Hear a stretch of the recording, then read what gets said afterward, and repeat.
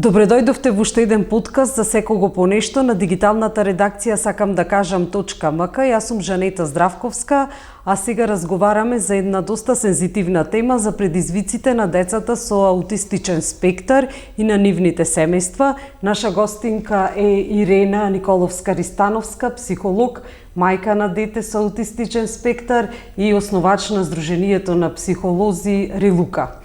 Ирена, прво да ви се заблагодарам за тоа што ни излеговте во пресред да поразговараме за оваа сензитивна тема и што ни дозволивте да гостуваме во новите простори на Сдруженијето Рилука, каде што дечината со аутистичен спектар од Пелагонискиот регион имаат можност да добијат психолошки третман и да присуствуваат на оние социјални часови во кои што можат да се дружат и со дечиња со типичен развој. Подготвувајќи се за овај наш разговор, најдов на еден податок, не знам колку е точен, дека во Соединетите Американски држави на 34 дечина по едно е аутистично и ова, доколку е точно, е навистина загрижувачка бројка со оглед на тоа дека во една паралелка имаме во училиштата од 30 до 34 ученици и тоа доаѓа значи по едно дете со аутистичен спектар во една паралелка. Би сакала да ве прашам дали кај нас имаме национален регистар на деца и возрастни лица со аутизам, дали се преброени, знаеме ли во колкав број се? Така. Благодарноста е обострана пред се. За жал во нашата држава се уште нема регистар за аутистични млади, деца млади и возрастни.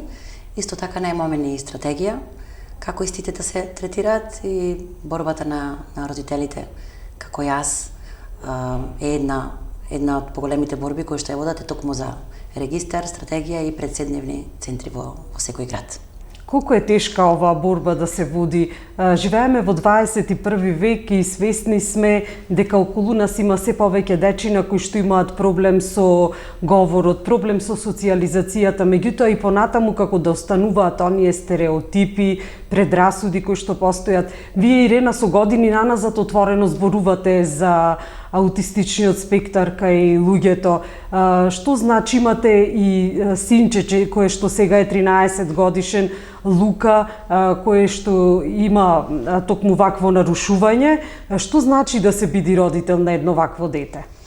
Да се биде родител на аутистично дете, јас често знам да кажам дека е благослов, меѓутоа истовремено и тежок крст кој го носиме ние родителите и морам тука да напоменам и помалите или повозрастните типични братчиња и сестричиња кои што на некој начин го делат истиот покрив, истата домашна атмосфера во која што живеат. Тешко е, значи да не се лажеме, многу е тешко, бидејќи борбите се константни и паралелни на некој начин, бидејќи обидувајќи се да ги задоволиме потребите на посебното, атипичното дете, паралелно на тоа балансираме другото да не се осети запоставено, а од трета страна се бориме со надворешниот свет, инклузијата, социјална, образовна и така натаму. Значи, тие борби се константни и чисто знам да кажам, ноќта ја сакам најмногу, бидејќи во текот на ноќта се завршува. Значи, како сите борби да завршуваат и на некој начин тогаш чувствувам спокој кој што за жал не го чувствуваме во текот на денот. Така, значи денот изгледа како цела година. Точно. Да вие со бројни активности. Би сакала да ве прашам кога се појавија првите симптоми кај Лука како дете со аутистичен спектар, кога родителот на која возраст кај детето може да ги забележи? Знаете, мајките имаат инстинкт, таа поинаквост ја предчувствуваат. Јас за Лука точно знаев дека е поразлично дете, бидејќи со самото раѓање, значи нашата борба за него и за неговото целокупно психофизичко здравје започна уште во пренаталниот период, кога кај него беше откриена циста на бубрек и од тогаш започна борбата за, условно кажано, спас на своето чедо. Значи тој е опериран на 3-месечна возраст, премалечок, значи и тие негови трауми и моменти кога тој треба да се осеќа, секој дете треба да се осеќа згрижено во прегратката на мајката. Тој беше безброј пати боцкан, носен на клиника, значи тоа беше голгота. И само што помисливме дека таа голгота конечно заврши, бубрегот едниот се спасе, другиот значи воопшто не е функционален. Започна една друга голгота која што за жал ќе трае до крајот на животот. Во однос на возраста, значи, ги забележавте рано тие знаци, меѓутоа, дали е точно дека дури до 5 години треба да се чека за да детето добие ваква диагноза и дали е тоа всушност задоцнето? Така. Во нашиот случај конкретно, јас препишував се на неговиот здравствен, значи, проблем, бидејќи аутизмот не е болестна состојба, неговото подоснежно проводување, неговиот покасно појавен говор, сето тоа го препишував и на некој начин се залажував себе си дека е од хидронефрозата и од траумите кои што, како што напоменав, да не се повторувам, ги доживеа. Меѓутоа, имаше моменти, често јас се сеќавам во една прилика со сопругот, тогаш живеевме во Демирхисар, на телевизија нешто за аутизам кажуваја и јас му викам, еве гледаш, ова е. Значи, еве ги, ова Лука, значи Лука не гледа во очи, Лука има повторувачко однесување, Лука е преокупиран со броеви, со букви и нормално, како и секој родител кој што не сака да прифати сопругот, не зборува така, значи не е кај Лука тоа. И во тој момент малку се облажува таа душевна болка и неспокој кој се чувствува, меѓутоа спонтано знаев и некаде на 3 годишна возраст негова, ние тоа психолозите го нарекуваме психосоматска болест, значи доживеав операција на кичма, се разделив од него и таа на некој начин сепарација го поттикна она што тој сигурно сел да излези повеќе на површина, значи тогаш почнаа повеќе тикови, значи неконтролирани движења, говор повторувачки, ехолалија, значи немаше говор, туку повторување здраво Лука, тоа ќе значеше повторно здраво Лука, значи нема како си, тој пак ќе каже како си. И веќе сватив дека во секој лошо на некој начин има и добро, значи самото моје отсуство од домот на некој начин направи ние побрзо да видиме дека нашиот син е аутистичен и на 3 годишна возраст тој започна веќе да работи со логопед, индивидуални логопедски третмани таму во градинката во Демирхисар и на 3,5 години, скоро 4, веќе го имавме диагностицирано, значи тогаш за тоа време тој термин беше соодветен, диагностицирано, бидејќи сега нештата се далеку изменети во тој дел. Така. Во однос на диагнозата, постои ли единствена и ефикасна постапка за диагностицирање или родителите поминуваат низ тежок период тропање на врати кај еден доктор, кај друг доктор? Така. За жал, немаме институција која што ќе се занимава со ран детски развој и обсервација на истиот. Тоа пак е некако на приватно, во приватни болници, каде што родителите, како што кажавте, фрлаат многу време пред се, пари, нерви, сето тоа е трошок, значи целокупен за домашниот буџет и за домашната хармонија. Меѓутоа сега поново постои едно тело МКФ каде што родителите можат кога ќе ги забележат тие отстапувања, значи да си закажат, многу едноставно е тоа на телефонски броеви, ги има тие тела во Битола во Скопје. За одреден временски период, за тука малку се жалат родителите дека многу се чека, меѓутоа како што напоменавме пред малку, има се повеќе и повеќе деца и треба сите да се опфатат и да се обсервираат како што треба. Значи тоа тело е од психолог, дефектолог, психијатар, кој што на некој начин зема анамнеза од родителите, а во исто време го обсервира самото дете и таа проценка стручно се доставува до училиштата кога станува збор за дете од школска возраст. Училиштата таа проценка ја пуштат до ресурсните центри и ресурсните центри обезбедуваат тоа што е напишано во проценката. Доколку е напишано логопед бесплатно, дефектолог, психолог или асистент, ресурсните центри тоа го обезбедува. Значи, кога правам паралела, односно компарација од пред 10 години или еве колку има Лука откако е во образование, 7 веќе одделение, значи нештата се мрднати од мртва точка. Значи тогаш поимот инклузија беше само на хартија и никако поинаку. Сега за среќа, значи мора малку да пофалиме бидејќи така е реално. Нештата се мрднати од мртва точка, меѓутоа кога го гледам тоа од аспект на психолог, меѓутоа од аспект на родител секогаш може многу повеќе и секогаш сметам дека наша должност човечка и морална пред се е да се грижиме повеќе за овие деца и лица на кои што му е потребна константно помош и поддршка од друго, трето лице. Аутизмот не е болест, значи тоа е всушност различност, доколку беше болест, можеби до сега ќе беше најден и лекот. Во однос на причинителите за оваа појава, нема досега утврдено од што всушност настанува, иако постојат одредени контраверзни теории дека причинители имаме во обкружувањето во однос на пестициди, на тешки метали, па и вакцините. Некои ги спомнуваат хипотезите дека вакцината е причинител на аутизмот не е научно потврдена. Може би токму во тој период кога родителите ги забележуваат тие симптоми, децата ги примаат и првите вакцини во раното детство и токму тука може би произлегува и сомнежот за некаква корелација. Би сакала да ве прашам, вас сметате ли дека вакцината е предизвикувач на аутизмот, а прашањето го поставувам токму заради големиот пат на бројот на вакцинирани дечина во Македонија, што пак доведува од друга страна болести со кои што сме излегле накрај пред неколку децени, сега да ни се враќаат како бумеранг и да се закануваат со епидемиски размери. Така. Искрено јас не мислам дека вакцината е причинител за аутистичниот спектар. Години истражувам и читам и сметам дека аутизмот, односно аутистичниот спектар е генетско нарушување, значи генетско наследување.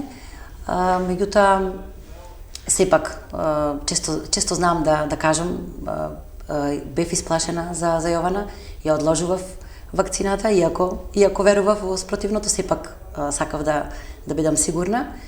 Оној момент кога знаев дека е девојче, бев среќна, бидејќи 4 пати е повеќе кај машките застапен аутистичниот спектар отколку кај женските. Во тој дел навистина мислам дека не е до вакцините, меѓутоа храната, загаденоста, срединските фактори, да, значи конкретно никој не знае од што, меѓутоа се кажало храната е леки болест, така да бремените жени треба повеќе да внимаваат на храната, на стресот и така натаму. Ирена, да ни објасните што се тоа тантруми и како децата ја манифестираат оваа појава, аутистичните, кои се тие движења? Често пати има шпекулации дека се насилни, дека можат да се самоповредат, дека фрлаат предмети. Што од ова е вистина? Така, не постојат две деца исти со аутистичен спектар, така да и нивните однесувања на некој начин се и различни во дадени ситуации. Меѓутоа, она што е исто, кај сите е таа тријада, проблем со социализација, комуникација и стереотипно или повторувачко однесување и проблематично однесување. Под проблематично однесување, тука е веќе широк спектар на поими и објаснувања, зависи. Значи, секој дете своје приказна. Тантруми се напад на бес, кој што го доживуваат овие дечине на некој начин. Како се манифестира тој? Еве конкретно ќе си земам за право за Келука, да кажам, значи моментално го доживуваме најтешкиот период, бидејќи покрај спектарот тој е во пубертет, значи самата адолесценција си го прави своето, значи има моменти да го вознемири обично лајање на куче или нарушување на одредена рутина. Пример, ако јас му кажам се враќам во 15:05, ако тоа биде и 10, тој значи ќе плаче на цел глас, ќе вика, значи тоа е страшно да се гледа, посебно кај мојата ќерка која што го доживува многу травматски, значи си има случајно да ме фати за коса и мене, значи онаму каде што тој смета дека може, значи кај соученици нема пробано, кај асистентот исто така и фала му на Бога за тоа, меѓутоа има на некој начин тоа е сепак агресивно до некаде однесување. Во друга ситуација кај децата со кои што работам има и самоповредувања кога се доживуваат тие тантруми. Тоа на некој начин може да биде и некое невербално дете кое што не може да изрази одредена болка, може да го боли и зап, тој да не умее да каже, на некој начин се самоповредува, значи се стимулира на тој начин. Различно, кај секој дете е различно, меѓутоа факт е дека тие деца побурно реагираат бидејќи се посензитивни, меѓутоа никако тоа не треба да значи дека да се стави етикета дека тие деца се агресивни или дека напаѓаат, значи далеко. Дека средината треба да се плаши од нив? Никако. Туку треба да ги прифати. Точно, бидејќи тие осеќаат. Значи сега скоро читав една студија каде што е објаснато дека овие дечина и лица и млади имаат околу 50 на повеќе сетила од нас. Замислете, ние имаме 5 сетила И тоа е така. Значи, јас тоа го имам видено кај Лука, точно знае дали сум јас расположена или не, без разлика како јас ќе изгледам, како мојата експресија на лицето, пример, ќе се смеам вештачки, и тој упорно, мамо, значи, тој ја осеќа таа, точно, ја осеќа таа енергија и на некој начин јас можам условно кажано да го излажам цел свет дека сум среќна, меѓутоа тој не можете од него да скриете. Така. А како родителот се однесува во вакви моменти? Што треба да преземе за да им помогне на дечињата? Верувајте ми, оваа година се наоѓам во одредена ситуација да јас не знам некогаш како соодветно да постапам. Знам дека ова не е соодветен одговор од психолог пред се, меѓутоа јас сум човек од крв и од месо и пред се мајка на која што на некој начин го доживува емотивно тој тантрум, бидејќи тоа е болка која што боли на различен начин и истовремено многу, затоа што тој се бори со тоа во себе. Со емоциите. Точно. Јас се борам со своите емоции и на некој начин борба помеѓу нас двајца во смисла борба секако дека не е тоа физичка, значи тој дури кога ќе проба да ме нападне, ние се обидуваме смири се, диши. Значи имаме техники кои што некогаш успеваат, меѓутоа за жал некогаш се дава само време на времето. Значи неколку минути и тој ураган условно кажано ќе помине. Така толку трае, неколку минути, толку траат? Зависи, и тоа зависи. Значи последниот тантрум кај него траеше 10 на 15 минути, тоа е многу долго време да се гледа собственото дете како на некој начин се мачи. Така страда. Точно. И веќе по неколку минути она што истовремено ме радува, а во исто време ме прави многу тажно е тоа што тој е многу свесен после тоа. Значи се извинува, дури го одбегнува контактот, не сака да ме погледне, што знае дека погрешил. Да.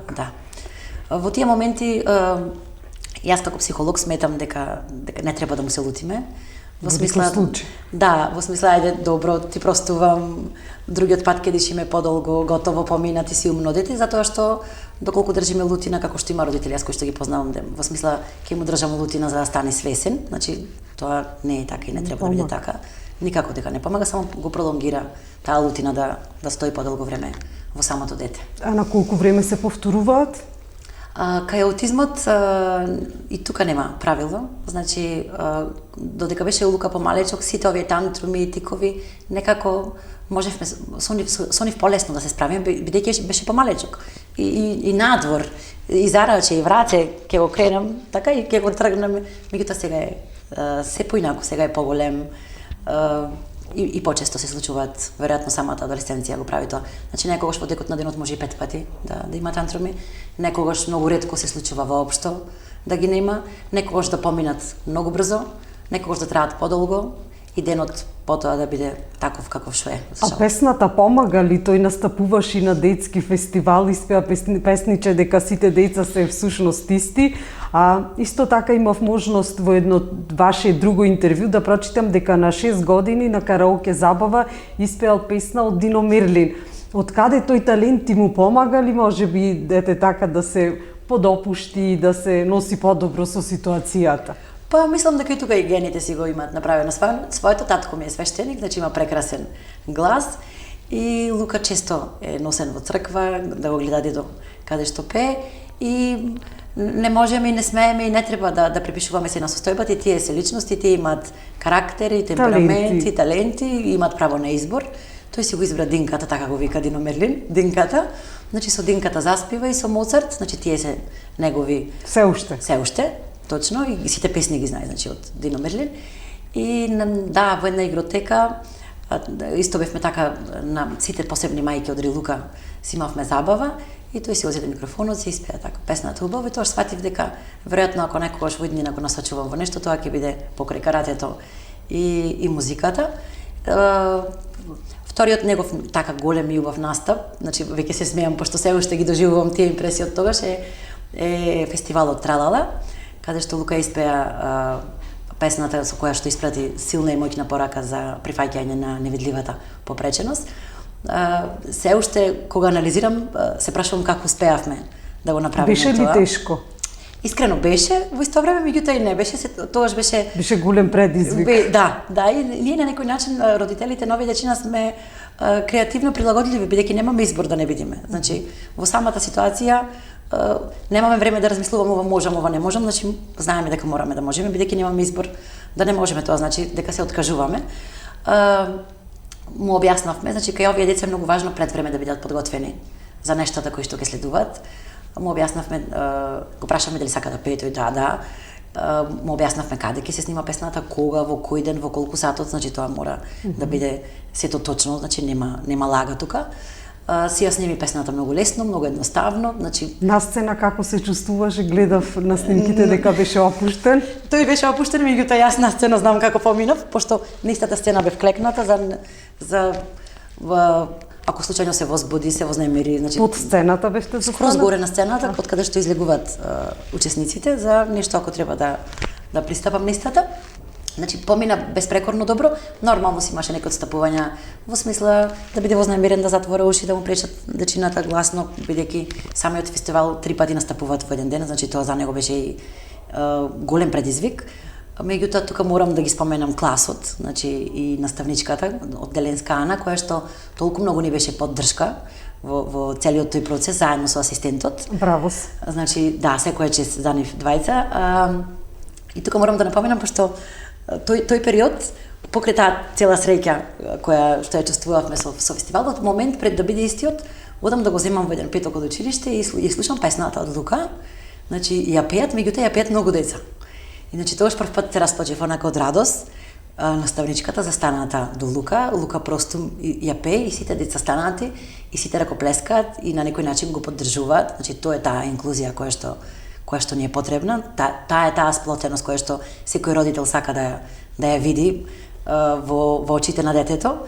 И тогаш ја видов прв пат и среќата кај Лука, значи тие деца точно знаат кога се вистински прифатени, кога сето тоа на некој начин е одглумено. Да, тука и моето следно прашање, колку е таа социјална инклузија, освен овој настан, може ли да ни посочите уште некој друг кога сте биле навистина горди затоа што вашето синче било прифатено од средината, или пак некој настан кога еве ви легнал народски кажано камен на срце заради тоа што сте забележале дека паднале маските, дека поддршката била всушност само глума? Така, има такви многу ситуации каде што боли душата. Тоа првата ситуација е кога беше во една приватна градинка која што сега не постои во градот.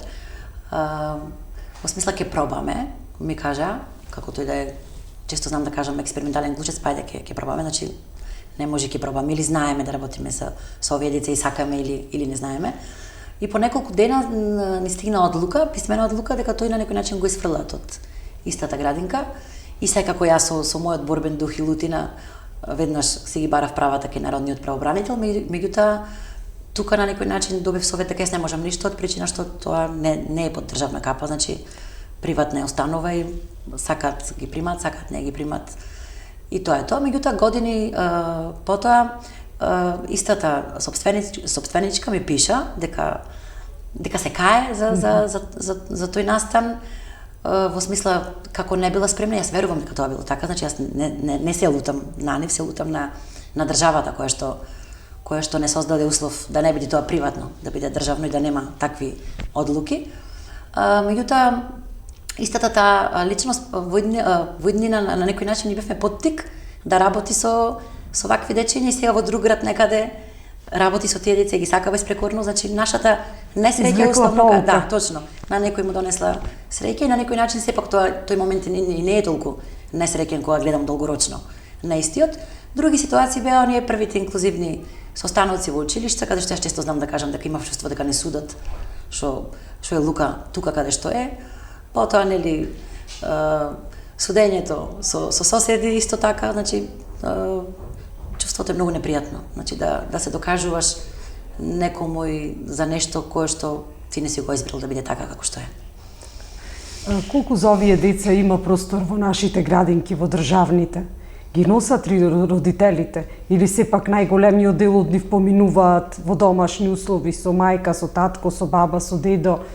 Знаете, сега свесноста за спектарот е на едно повисоко ниво и доколку не ги примат со убаво овие дечина ќе ги примат со некаков притисок, условно кажано.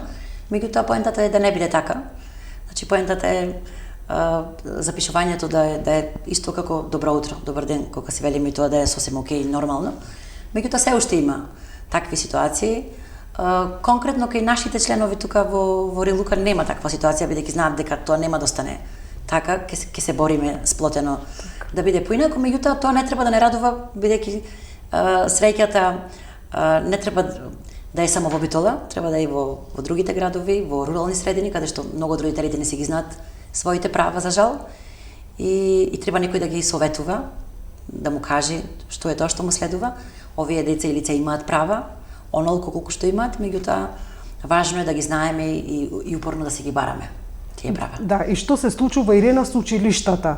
Свесни сме дека се отвараат цензорни соби, дека се доделуваат образовни асистенти, се вработуваат дефектолози, психолози, педагози, меѓутоа колку е реална инклузијата, колку овие дечина се чувствуваат среќни и прифатени во редовните училишта? И тоа е, секој ученик е засебна приказна. Тие цензорни соби, искрено, јас многу не ги почитувам, од причина што за да бидеш терапевт треба да бидеш лиценциран. Значи тоа е кај нас во Битола единствено 2 места се со лиценцирани, во Ѓорги Сугарев и во основното училиште со ресурсен центар, таму каде што работам. Значи цензорната соба е таква каква што треба да биде. Овие други сите цензорни соби по градовите се игротеки на некој начин, каде што колку што родителите и наставниците мислат дека му помагаат, му одмагаат на тие дечина, бидејќи дете со епилепсија не може да оде во тие соби, не треба да оде, бидејќи ќе му се направи поголем проблем. Во тој дел не би сакала многу да навлегувам, бидејќи тука има други кои што треба да видат дали треба да има цензорна соба, која користи, дали ја води, како ја води, дали има сертификат за истата и така натаму. Стрекни се ли овие дечиња во училиштата, во редовните? Што кажуваат вашите искуства, еве на членките од Сдруженијето Рилука? Конкретно јас сум конечно задоволна од инклузијата, бидејќи 7 години. Првите тешки се, првите 3, се потоа е веќе навика. Лука е сега 7 одделение, прифатен од класот, безпрекорно добро, прекрасни наставници, прекрасен асистент, значи кој не го менуваме, Климент Охридски. Значи самото училиште е стварно инклузивно училиште. Меѓутоа има родители кои што на некој начин се борат за нивните дечина да одат во престој во самото училиште. Тука малку и законот е контрадикторен. Училиштето кажува дека тоа треба асистентот. Асистентот не сме, бидејќи тоа спаѓа во наставна активност. Значи имаме такви ситуации каде што родителот не знае ни каде да се обрати и каде и да се обрати, ќе му се каже не си на вистинското место каде што се префрла топката. Има родители кои што повторно ќе напоменам не си ги знаат правата, па ќе кажат училиштето не ни дава ресурсното или училиштето каде што учиме редовното асистент. Значи тоа е телото МКФ кое што треба да го препише документот и во него да стои дека треба асистент. Значи повторно ќе напоменам доколку ги знаеме правата, такви какви што се напишани, ќе ги добиеме. Значи некои полесно, некои потешко, меѓутоа многу е важно да ги знаеме правата и да знаеме да тропнеме на вистинската врата. Да, еве што ви е најнеопходно од страна на државата и колку државата се грижи за овие дечиња?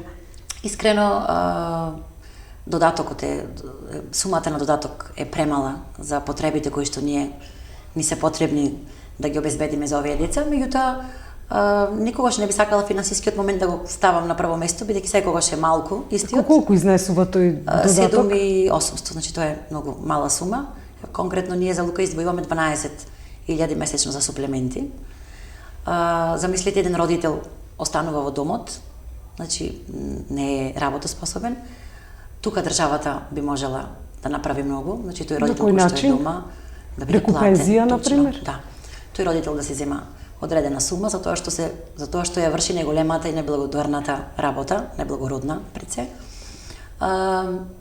Или пак истиот тој родител да се чувствува корисно во својата кожа, да оди на работа, да биде работоспособен, меѓутоа тука да излезат во пресред или лични асистенти кои што ќе се грижат за дечината после училиште или дневни центри во секој град каде што овие деца ќе учат животни вештини, ќе се рекреираат, ќе се учат да готват, значи сите тие животни вештини кои што треба да ги научат за еден ден да бидат посамостојни од сегашноста. И тие дневни центри ќе ни помогнат многу да можеме и ние како родители да се фокусираме малку на себе, на своите лични потреби, на потребите на другите деца кои што секогаш се на повик на чекање и така сите ќе функционираме подобро, поисполнето и посрекно и сето тоа на некој начин повторно ќе резултира со успех кај нашите дечиња. Предпоставувам дека немаме такви дневни центри многу, тоа треба да биде под капата на државата или пак може и приватник да го отвори? Знаете, доколку не прашаат нас, а за жал не прашуваат, тоа би било добро да биде под државна капа, затоа како што се самите училишта под државна капа, затоа што тогаш друг, условно кажано, ќе ни го бери гајлето, а сега има некакви понуди од Министерството каде што може да се отвори центар, меѓутоа претходно треба да се задоволат услови како пристапна рампа на местото каде што се е планиран дневниот центар, да има услов дневна куња, претходно обезбедено сето тоа, значи тоа е невозможно ние самостојно. Од сопствен джеб, значи точно, треба да го платиш. Точно. И потоа тие часови индивидуални и социјални да бидат платени од државата, меѓутоа за сето тоа да можеме ние да си го дозволиме, претходно ни треба поддршка и човечка како ресурси, и финансиска, и просторна, и тоа е невозможно. Колку би чинел тој час, колку би плаќала државата, одредена е сумата? Мислам дека на седница се донесе од владата 400 да биде таа сума, значи според мене и толку е во Битола искрен, меѓутоа другите наплаќаат многу повеќе, во Скопје 1000 приватниците на овие семејства му земат, значи тоа е 1000 денари сума или 1500 за овие семејства, од пола час или час е искрено многу. Голем истаток, така е, да. Во Битола имаме еден дневен центар, тоа е блиску до домот Дојанчиња. Тоа е државен? Да, тоа е под Министерството за труд и Само социјална. за деца со аутистичен спектар или за сите со атипичен развој? За сите со атипичен развој, меѓутоа од моите сознанија таму се дечиња, односно млади кои што се повозрасни. И според мене и според другите родители во Битола потребно е токму тука, значи на тоа место, да истото да се прошири, да ги зголеми капацитетите со работа, да можат да се и други групи на дечиња да се вклучат, календарски пред се, значи рана школска, невозможно е дечиња од 25 години да бидат заедно со дете од 13 или со дете од 5, тоа се различни интереси, различни големини физички, значи невозможно е, пошто често знаат да ни кажат имате вие дневен центар во Битола. И според нас тој дневен центар би требало да трае, односно временското работење на истиот да е барем до 21 часот, затоа што има родители или 22 кои што одат и втора смена на работа, а моментално во Битола истиот работи само до 16 часот. Го имам издруженијето на психолози, значи Рилука, името е секако инспирирано од вашето синче. Што е она специфично што како активности ова здружение го нуди и што подразбирате по тие социјални часови, да ни објасните така подетално? Значи ли тоа дружба на дечината со типичен и атипичен развој и дали тоа им помага на дечињата со аутизам, значи да понапреднат во нивниот развој, во комуникацијата, социјализацијата? Така. Во Рилука, значи моментално посетуваат индивидуални часови 20 дечиња. Индивидуални, кога кажувам тоа, значи еден на еден, дефектолог или психолог со претходно одредено време во договор со родителот, а социјалните часови се стандард, значи непроменливи во вторник и четврток со почеток од 18:30 и на истите има многу активности, кога истите би ги гледале од една птичја перспектива, ништо конкретно, едното си вози, друго црта, трето бој, меѓутоа токму таму, значи тие добиваат тоа што му е потребно. Значи она што помалку знае математика знае да научи од другото што знае повеќе, она кој повеќе зборува, другото кое што има проблем со говор го слуша и ако ништо друго ќе повтори некој збор. И тие нивни дружби со типични и атипични на исто место во исто време ги поттикне и дружбите на родителите, на мајките, кои што во истиот момент пијат кафе, значи тука, одма долу под нас во кафулето и на некој начин нивната болка, нивната среќа имаат со кого да ја споделат и во вистинска смисла на зборот имаат со кого да ја споделат, бидејќи тие родители на некој начин се разбират и со поглед, бидејќи сите носат исти товар на своите плеки. И вие функционирате по пат на членарина, не им наплаќате како што нека им наплаќаат на час? Нашите мајки пред се во Рилука, значи јас сум така пристрасна кон мајките, имаат право на бесплатна психолошка поддршка, која што според мене е најважна. Значи кога родителот е свесен, спокоен, онолку колку што може, смирен и ја прифати состојбата на своето дете, многу полесно ќе може да се носи со предизвиците кои што и тоа како го чекаат во текот на животот со овие дечиња. И овие родители знаат да побарат психолошка поддршка, меѓутоа тоа никогаш не сум јас, тоа е колешката Ивана, затоа што и во самата психологија си има кодекс. Значи јас не смеам да работам со мајки кои што на некој начин ги осеќам блиски. Значи клиентот треба да ми биде некоја непозната личност. Да, функционираме донации од членство на родителите. Од тука морам да напоменам, членови можат да не бидат и други лица физички кои што на некој начин сакаат да не поддржат, а во исто време немаат дете со атипичен развој. Значи имаме такви родители тука. Доаѓаат и ги вклучуваат нивните деца со типичен развој на социјалните часови и тоа многу ме радува. Значи тие родители свесно и одговорно прават од своите деца во кои што еден ден ќе пораснат во вистински возрастни луѓе кои што ќе поседуваат вредности пред се морални. Така, луѓе без предрасуди. Точно. И додека го завршуваме нашиот разговор тука, можеме да чуеме веќе надвор дечината пристигнуваат со родителите за социјалниот час.